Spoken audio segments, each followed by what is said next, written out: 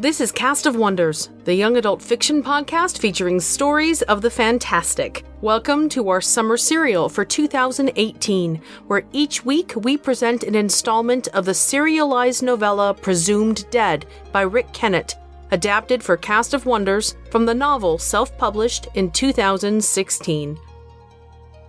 Episode 317 for August 12th, 2018.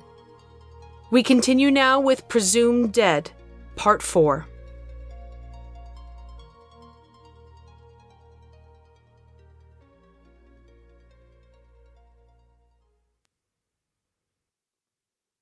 Presumed Dead by Rick Kennett, narrated by Marguerite Kenner. Part 4. Chapter 9. Sai looked into her palm and said, "Mountains?" Light as a feather atop her head, Lazarus hadn't twitched a leg for hours. The map in her hand, however, was in motion. By slow degrees all afternoon, a series of tiny V-shapes, some inverted, all askew, had crept down into view from the top of her palm to inch along towards her little finger. She shaded her eyes to the west where sunset blazed the sky with banners of red and crimson and orange. It was only now she realized then how much she missed the quiet purple sunsets of Mars. There was something overstated about these dramatic colors. If there were mountains on the route she had intended, then perhaps they were the reason for the detour. Perhaps whatever put the map in her hand was not so capricious after all. After a hastily prepared meal, and with the too quick night falling, she nestled down in her sleeping bag. Her laser was at hand, and she was sure Lazarus would cause an alarm if anything approached, considering the spider never slept. But here in the open, there was a distinct feeling of vulnerability, which kept her awake longer than she wanted, staring up at the stars until sleep of a sort did come. 2 or 3 times during the night she started awake, sure an immense monster was bending over her and dripping saliva from a gaping maw. Towards morning she dreamt she was sitting in a little lecture theater, aware somehow that the subject was intermediate Jabberwocky. She knew this to be important, though unable to remember what a Jabberwocky was. Sergeant Krennig was on the dais at the center, wearing his red vacuum suit, his stern face clear through the visor. His mouth opened and shut, his eyes squinting and squeezing up. His arms were waving about, but not a sound issued from him, though Sai was sure he was screaming, "Get it right!" The tiers of seats either side were a blur of people, all naked, though Joss was seated on the far side, clothed and in focus. She was inclining her head to the left, to the right, in conversation with others. They're speaking earnestly to each other, Sai thought, without knowing what she meant. A board with a circle drawn on it had materialized beside Sergeant Krennig. He pointed to it with a glass rod and said, "Beware the Jabberwock, my son, the jaws that bite, the claws that catch." Only it wasn't Sergeant Krennig anymore, but Miss Zeri, and she wasn't wearing a red vacuum suit, but a gray dress and what looked like a string of pearls. And she wasn't pointing to a circle, but to something like a ball that bounced along while staying in the same place on the board. There was something else about the ball. It seemed to seethe and grin and do things that Sai didn't quite understand. Then Miss Zeri, or was it Sergeant Krennig, said, "And what does it sound like?" And all the theater went, And Joss, with her head inclined now right, now left, in earnest conversation, went, And Sergeant Krennig, or was it Miss Zeri, went, And Sai woke up to a world just beginning to light with sunrise, a half-seen landscape, going, Distant, but drawing nearer, Closing in from the west. Every nerve in her body sparked and tingled. She sat up and reached for the laser, her hand brushing past the hairy body of Lazarus in the dark. A claw briefly grasped at her wrist, then just as quickly let go. She leveled the laser towards the sound, slipping off the safety. On it came, not a single humming now, but a concert of 1,000 insect voices, and down low, whatever it was hugged the ground. Yet still nothing was seen. Sai's imagination, though, could see perfectly, and all of it ugly and iminical. She tried to ignore these images, but they were insistent, clamoring for her to take action, any action, and she ached to obey, to jump up, to fire, to do. Instead, she let the darkness hide her, and in that darkness she did not breathe in case the thing out there might hear. The sound was louder now, loud like a cloud of angry wasps, nearing, the sound filling the world. A star low on the horizon winked in momentary eclipse. It passed, its hum dropping in pitch, fading to a murmur, whispering into morning silence, and gone into the east. Sai remained sitting up with the pistol still ready, imagining the thing's stealthy return, sure of it now silently sitting within an arm's length in whatever form her imagination gave it, so close that she might reach out and touch it, or it touch her. Within a few moments the glow in the east grew brighter, and soon afterwards came the dawn, shining across the grassy plain, pushing out long shadows from a girl and a spider, and nothing more. There were strange tracks 24 paces away, a pattern of crushed fungus cut like a dotted line across the plain, swaying slightly left and right, knife thin. It was possible it was something native to the planet, but that it come out of the west where the xenoid fell was brutally suggestive. The map showed the row of askew V symbols, the mountains, falling away behind her.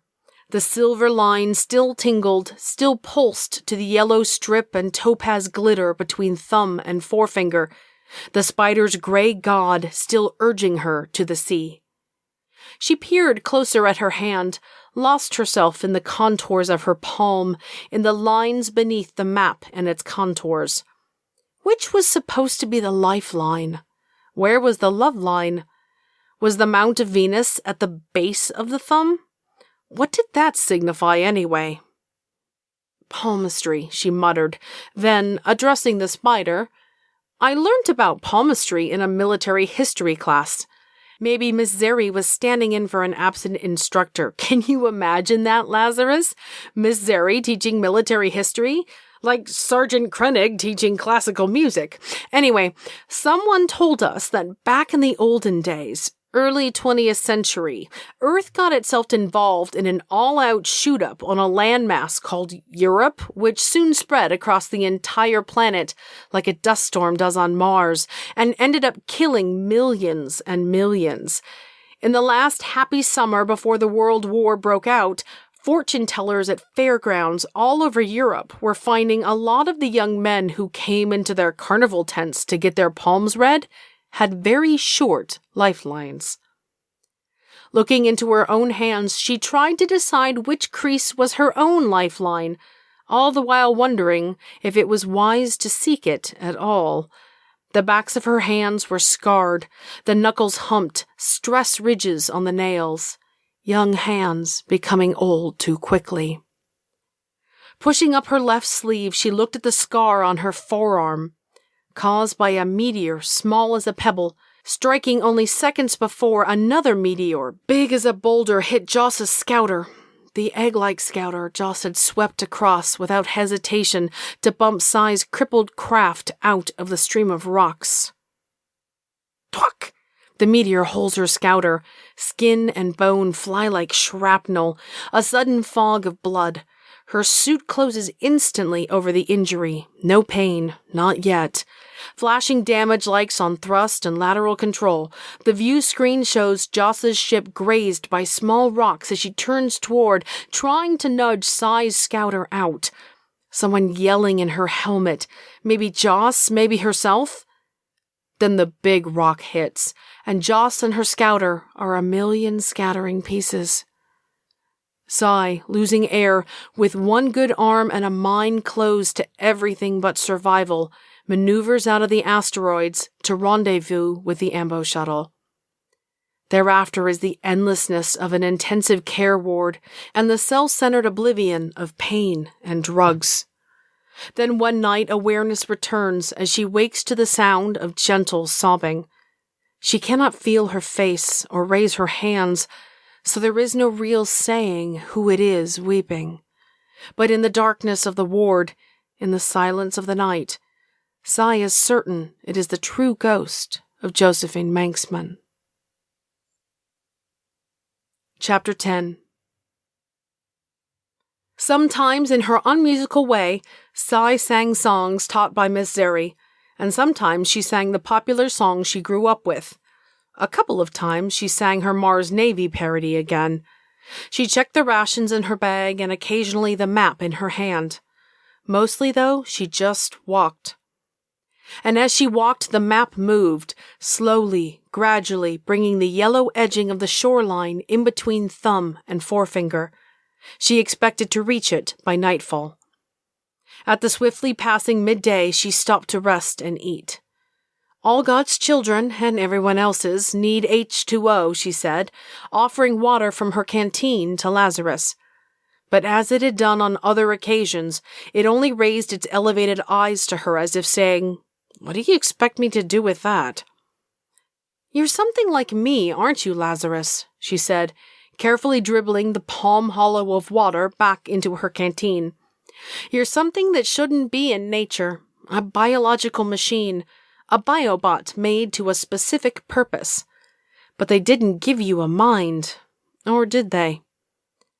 The lobster eyes regarded her without expression. "Who's on the other side of those eyes of yours? Just you, or some alien civilization keeping this crazy alien under surveillance for kicks? I know that sounds like classic paranoid talk, but this time it's true, isn't it, Lazarus? It's true. They're all watching me."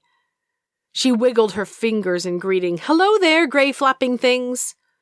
She flung herself forward onto the fungus grass, smiled into the eyes of the spider, then rolled lazily onto her back, ignoring her possible gray audience, enjoying the sun's warmth. "We're similar, aren't we, Lazarus? Except you Krennic spiders don't die.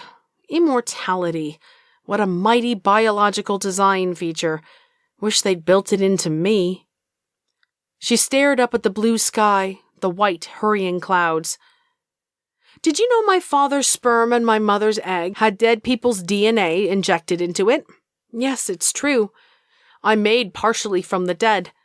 Using DNA from the deceased has been a common practice in human genetics for over 200 years, mainly in the creation of medicines and the growing of new organs and limbs.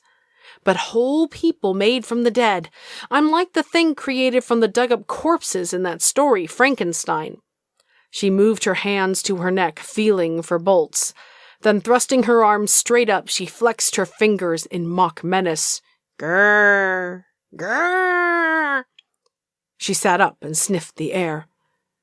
There'd been a change in the wind just now, blowing from the south, fresh and cool. The wind smelt of sand and salt. It smelt of bad dreams, delirium, and her last memories of George McCluskey. It smelt of the sea. On the coastal edge of the fungus grasslands, just within the sound of the sea, Sai stopped to make camp. A slow-mo of vacuum suit maintenance from the hologram discs provided enough light to eat by and some passing entertainment. A long, drawn-out sighing, far off, like distant giants making love. A sound she'd heard only once before, and that in delirium, when days ago her raft had surfed in among the breakers of that other faraway beach to skid up onto the sand. "Pretty the way your fur glistens in the light of the hollow," she said to Lazarus, crouching by her bag. She gently stroked the creature's coarse hair, feeling the spider respond to her touch. As each scene passed in vacuum suit maintenance, the illuminated side of the spider changed the color reflected on its body hair. Now red, now green, now yellow, now blue, now blue, now blue. Joss stood in the image, going through the paces of demonstrating aspects of her blue vacuum suit. The dual-purpose operational fatigue survival suit, on the other hand, she said, is not meant for long-endurance use. It will protect against extremes of heat and cold, and affords protection against medium-strength radiation for short periods. It can keep atmospheric integrity in a number of environments, from seawater to vacuum. But Sai, it has its limitations. You can't wear it forever. You have no basic materials for making clothes, and even if you did, you have no idea how to do it. The cairn at Charlie Sierra will have the materials. You hope? Sai, survival cairns are a temporary support for maroon spacers. They keep you alive while waiting to be picked up after you pull the signal switch. The supplies you'll find in them will have no more endurance than your fatigues. In a few years, and don't kid yourself that this planet won't soon be visited more regularly, no matter what happens at the Battle of Beta Electra, which, by the way, you are shirking. In a few years, you'll be found here lying in the dirt, naked and dead of star— Sai switched off the player, and Joss faded away, leaving only a blue after-image on her eyes. Somewhere in the dark, the sea went shirking. She didn't start the war, didn't ask to partake in it. She wasn't a recruit, wasn't even a conscript. Hell, I have less choice than a conscript does. I have no control over my life, not physical, not mental, not one aspect of being. The way I think, the way I feel, my reactions to things. I don't care, Joss, do you hear me? I don't care if I do die, because survival is not the issue. It's freedom, Joss. You still don't get it, do you? It's freedom to live as I want, or at least die on my own terms. She reached through the dark for her bag, feeling for the chocolate. Only 2 squares left. She bit it in half. Then, without another thought, ate the other half, too. Reclining, she gazed up at the stars with sleepy eyes. Strange constellations, nothing at all like home. As on the previous night, her sleep was interrupted by sudden wakefulness, convinced something was standing over her in the dark. Nothing ever was. She was awake when dawn came.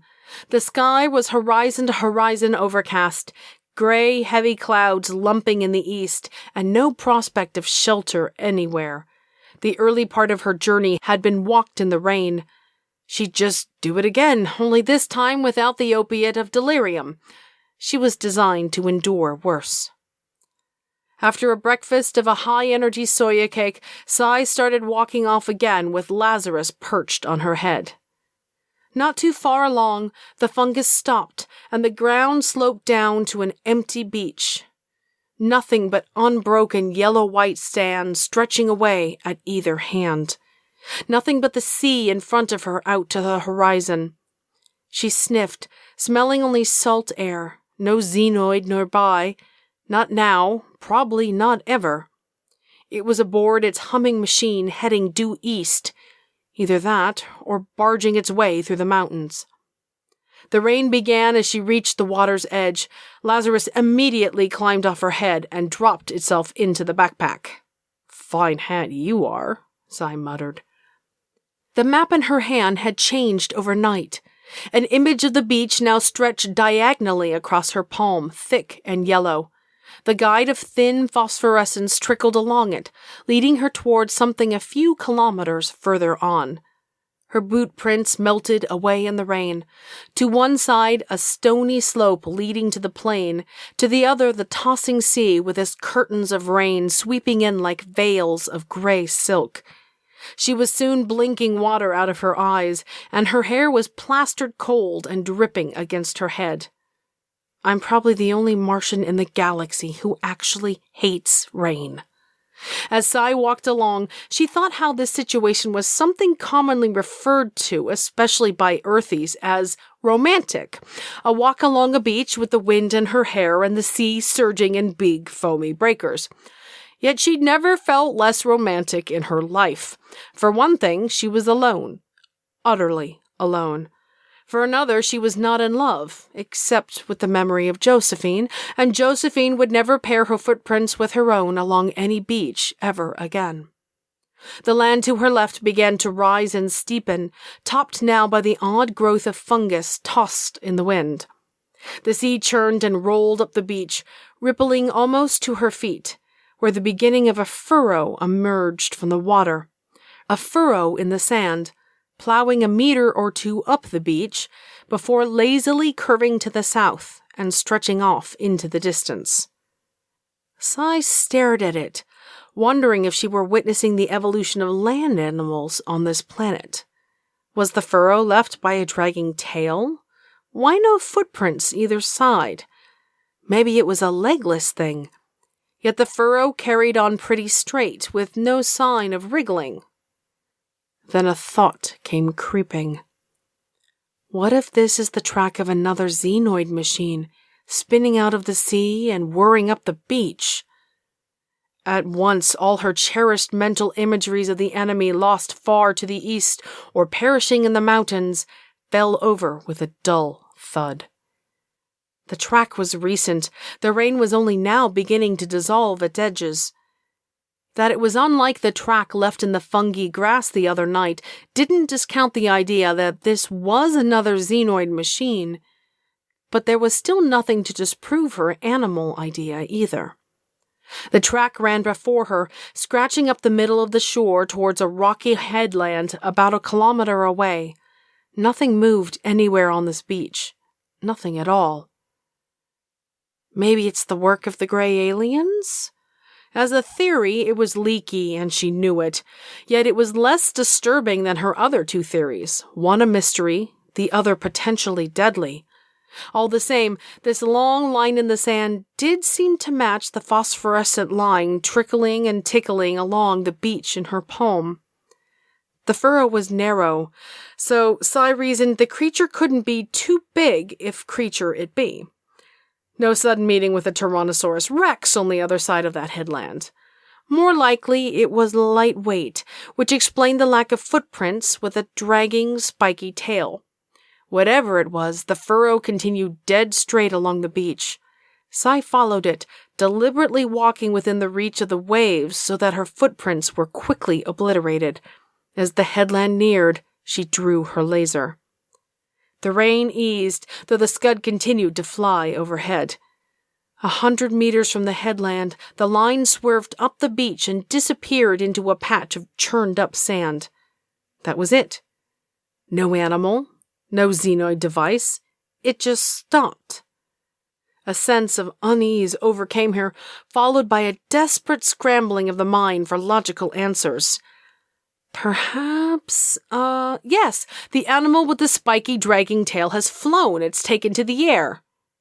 Yeah, right, she told herself, not believing it for a second. So far, she'd seen nothing on this planet that flew, not bird or insect. Wait, what's that patch of broken sand? It has to be the entrance to a burrow. Yes, that's it. That's where the thing went. It took her several seconds to realize the marks and gouges in the sand were not the result of a digging animal. They were squiggles, and the squiggles were letters all flowing together. She looked down at it, stunned, unable to react. Then everything burst in on her at once. Disbelief, fear, irrational horror. She hugged herself, feeling suddenly cold. A moment more, and her stomach began to heave. She turned away, bent over with hands on knees, and was violently sick on the sand, bringing up a half-digested mush of soya cake. For over a moment she just stood there, half bent over, saliva dripping from her mouth. Then with a cry of rage, she swung her boot into those letters forming, "Silene, come home," obliterating them in a spray of flying sand. "No!" she screamed, her mouth tasting of bile. She faced down the beach, back along the way she'd come, and fired a half-dozen laser blasts, flashing up rainbows of vaporized sand. There was nothing there, no ghosts, no monsters, only the waves and the beach vanishing back into a gray beyond. But it made her feel good to fire, to shoot, to strike back, to revert and embrace primitive instincts. She swilled out her mouth with a swig from a canteen, jammed the laser into a pocket, and started off toward the headland again. For a moment, Joss walked with her. "You're fooling yourself, Silene. You haven't changed. You never will." "Shut up! Shut up! Shut up!" She drew the pistol again and swung it at Joss's head. "Oh, at last!" cried the ghost. "But wrong target, Si. Wrong target. I'm dead already. Though it's the thought that counts." Si pocketed the pistol, her eyes liquid with unborn tears, and Joss was no longer there. With quickened steps, she hurried to round the headland and put this haunted beach behind her. She became aware of Lazarus scrambling about in her pack, trying to get out. She kept pushing the spider back with an impatient hand. This was neither the time nor the place, nor was she in the mood. She just wanted to move, get away. Sheltering beneath an overhang of rock, she unshouldered her pack and stuck her face into its opening, risking her nose to a startled claw. "What's the matter with you?" Lazarus, with all 8 feet splayed out and a claw gripping one of the iron spikes as if to steady itself, swung back its eyes to look straight up at her. Si could almost hear the spider thinking, "You're insane, woman, you know that?" Turning, taking one last look behind her, she rounded the headland and saw. "Oh, I don't believe..." She dropped to her knees, her eyes wide, her mouth slack in a gape. "I don't believe it," she heard herself saying. "I don't believe it." About 100 meters away, lying on the sand in all its vivid orange splendor, canopy ruffling in the wind, was the raft she drifted in after the shuttle had sunk. Her mind reeled at the thought that she'd walked a gigantic circle, that this was the same beach she'd landed on delirious and sick all those days ago. Yet it didn't look like the same beach. It had been narrower. It had had a jungle shoreline. Also, her cairn compass was still pointing slightly south of west, and the distance readout to Charlie Sierra was now significantly shorter. This wasn't that other beach. This was the reason for the map in her palm and the detour it urged. Hesitantly, she approached the raft. Warily, she circled it, suspecting a trap, a trick, something unpleasant. Nothing hid behind it. Why has it been brought from that other beach? For a laugh? To see what I do? Some sort of idiot alien experiment conducted on the idiot alien? She couldn't decide if she was acting the part of a rat in a maze, or if the aliens were just being nice. Some alien definition of nice, perhaps. More likely, they're just saying, "Go away." She grasped the flap on the raft's canopy and stopped.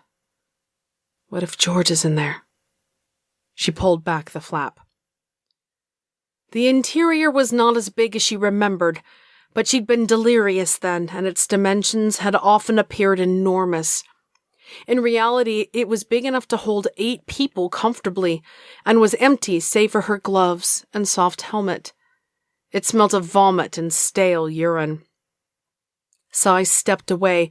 Smell was a trigger for memory, and in those few seconds with her nose inside the raft, she'd been at sea again, lost on the ocean, rolling to every swell.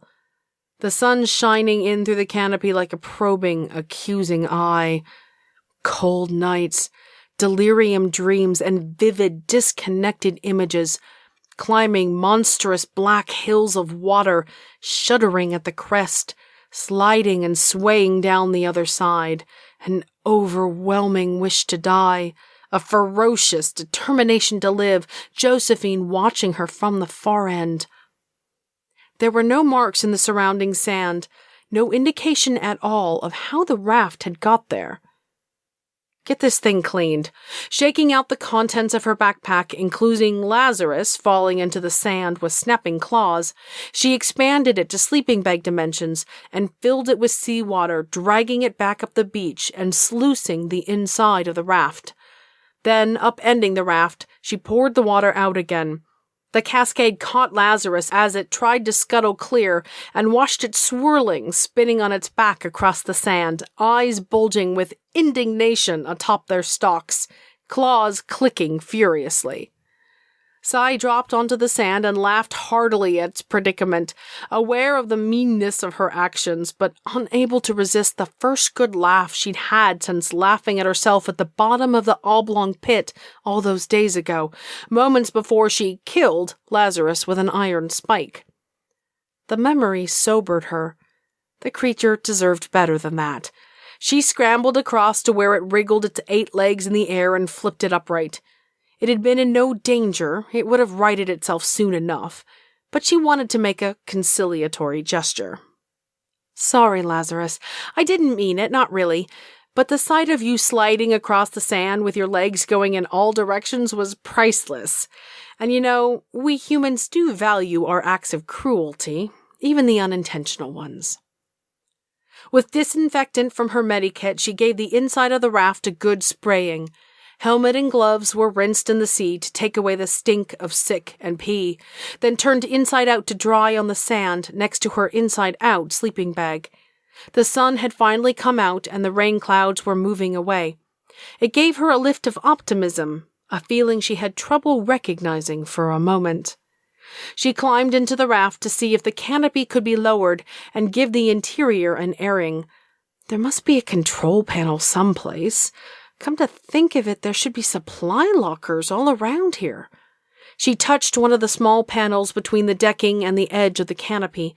A cover swung down, revealing a first aid cabinet including soap, hand towels, beard inhibitor gel, dental hygiene kit.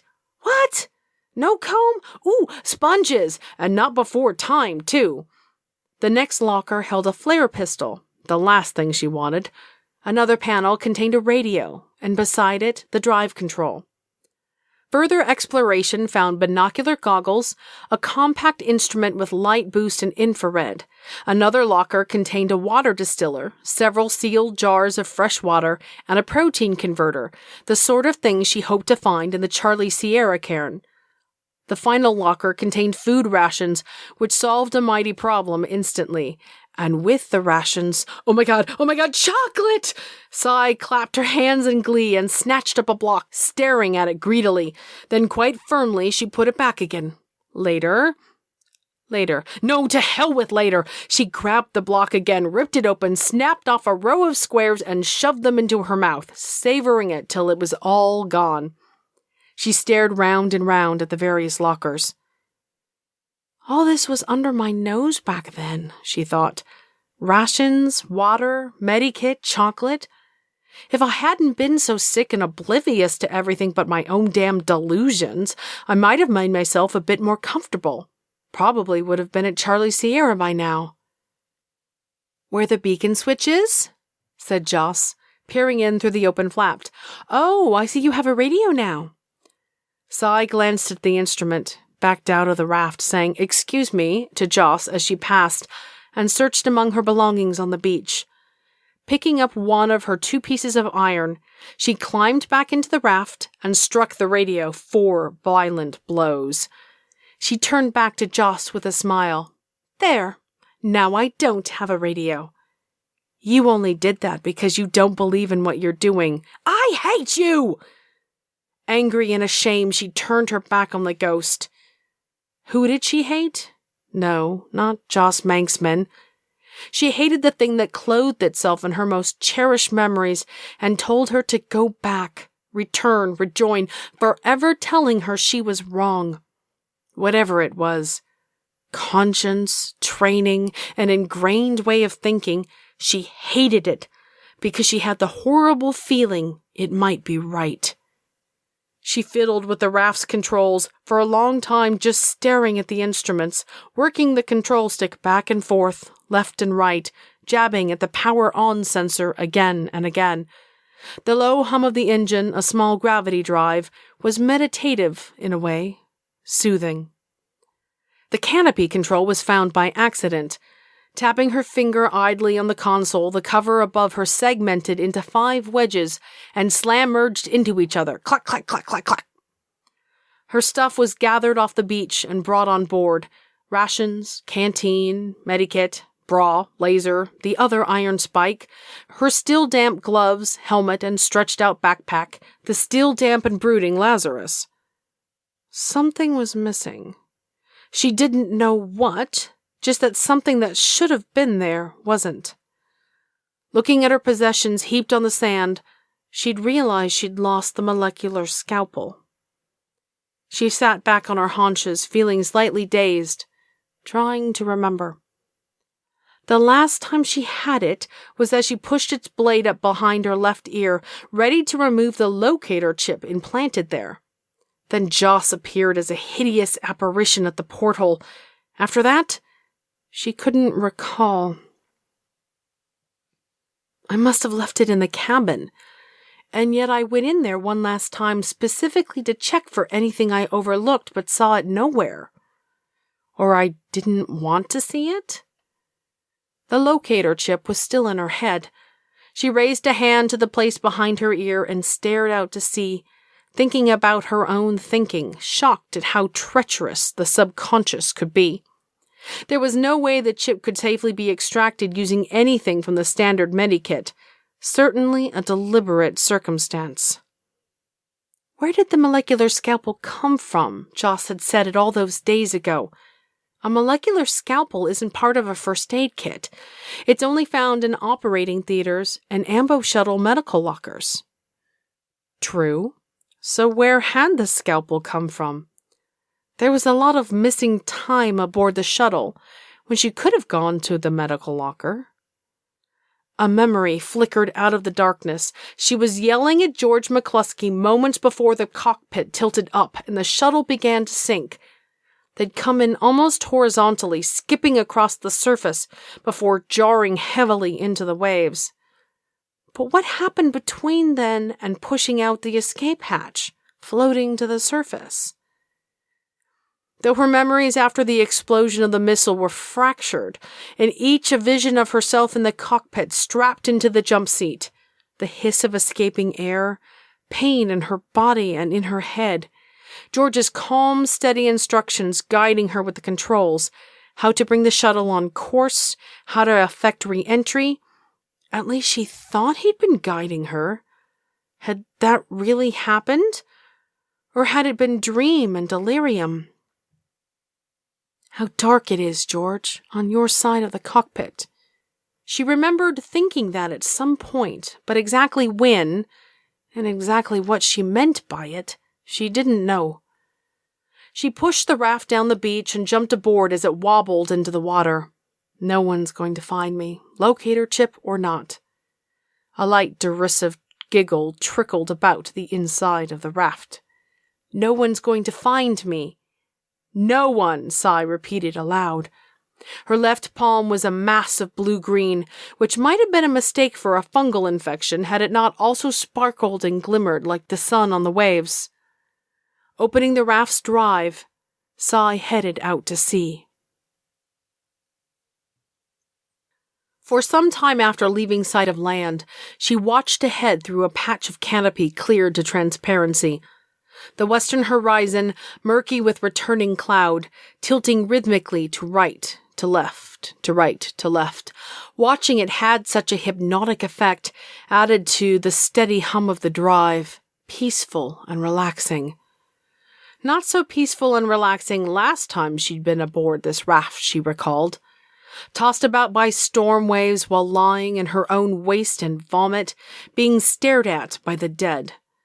Then an unknown time later, realizing in her foggy way that the raft had grounded and that all was still.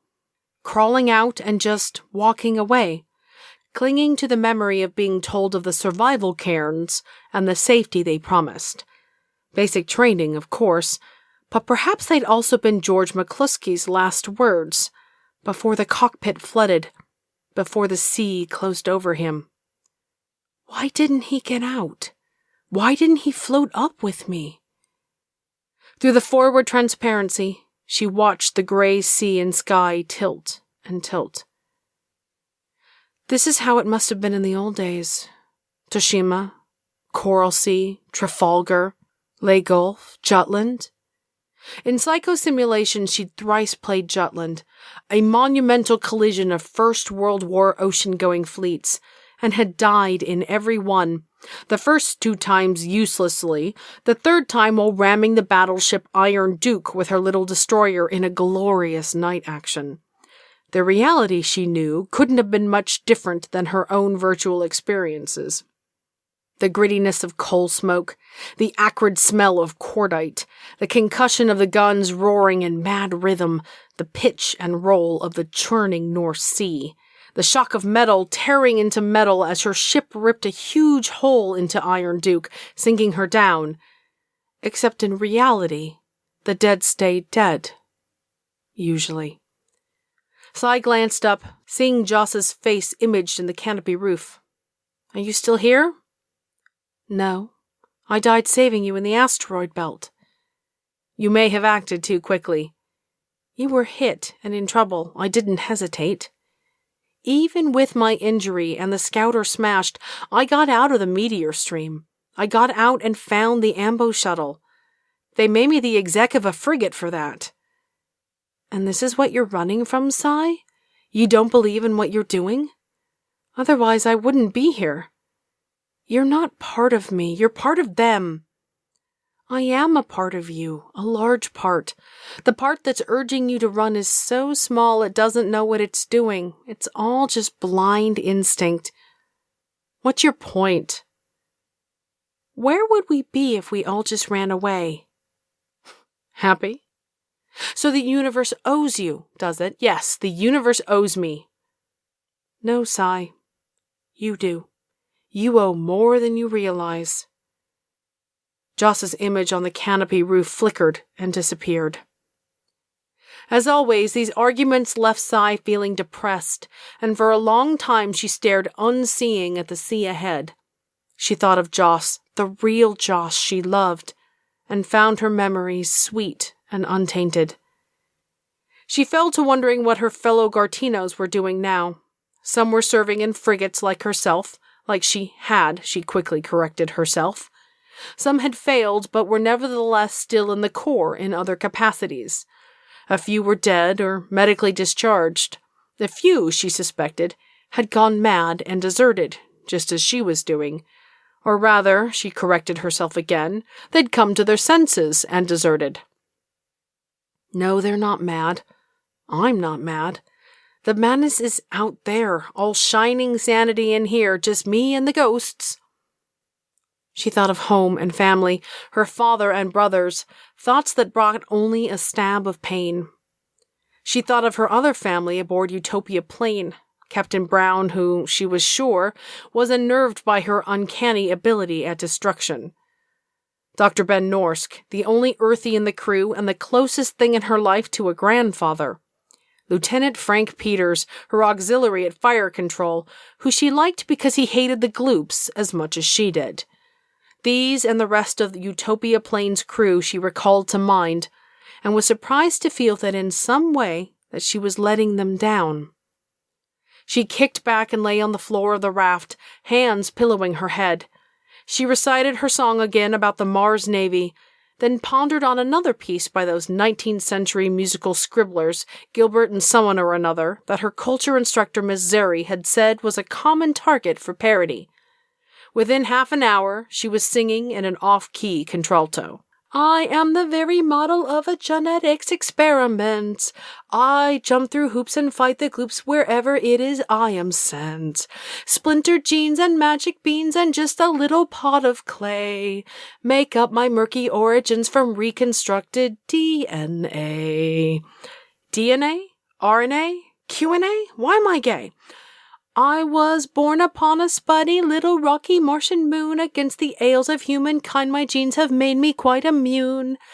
This is so I even know the number of my birthing batch before I was inserted in my mother so that I could hatch.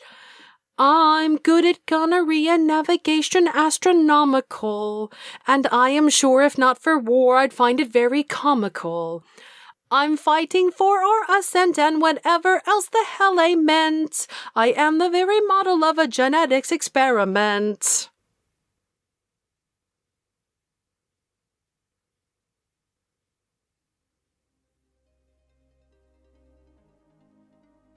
The fear of being lost is called mesophobia, but it's a misnomer because it isn't technically a phobia.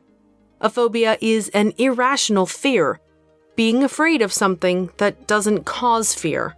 One person's phobia is another's pet and all that. Apparently, the fear of being lost is rational.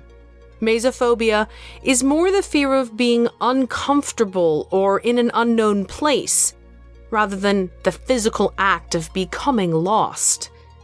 In our installment this week, Sai is perfectly at ease with being on an uninhabited planet by herself, but when she discovers her entire trek so far has been one giant circle, that crushing sense of, well, where am I really, gets to be a bit more than she can take. And her response? Show tunes. Join us next week to see what lies in store for Sai. We love bringing you the best audio fiction week after week, but we can't do it without your support. Your donations pay our authors, our narrators, our servers, and our staff. Please consider supporting us with a monthly donation through either PayPal or Patreon. You can also review us on iTunes, request us on Spotify, and consider the stories we publish for award consideration. There are lots of ways you can help. Join the discussion on the EA Forum, forum.escapeartists.net, or come visit us on Twitter at Cast of Wonders. Cast of Wonders is a production of Escape Artists Incorporated and is brought to you by the creative team of assistant editors Catherine Inskip and Alexis Goebel.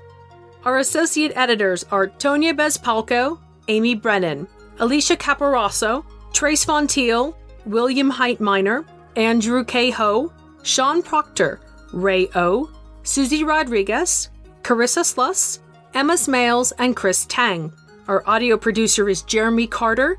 Our community manager is Danny Daly, and I remain as always your humble editor and host, Marguerite Kenner. Our episodes are released under the Creative Commons Attribution, Non-Commercial, No Derivatives 4.0 International License. That means you can download or listen to the episode on any device you like for free, but you can't change it or sell it. Our theme music, Appeal to Heavens, is by Alexei Nov and available from Promo DJ or his Facebook page. Thanks for listening.